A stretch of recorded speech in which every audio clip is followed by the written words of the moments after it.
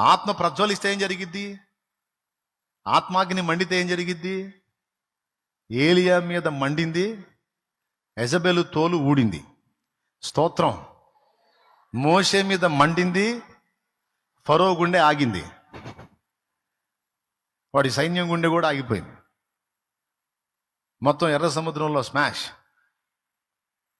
యెహోషువ మీద మండింది, కనాను దేశం ఇశ్రాయేలుకు స్వాధీనమయ్యింది. యేసయ్య మీద మండింది, సాతాను గాడి తల చితక తొక్కబడింది.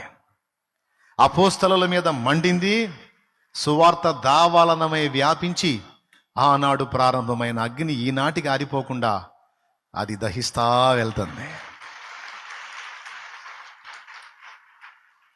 అబ్బా, ఆ అగ్ని భక్తుల మీద కూడా మండితే, నీ మీద నా మీద మండితే, అబ్బా ఎంత బాగుంటుంది కదా కదా. అదే జరగాలి.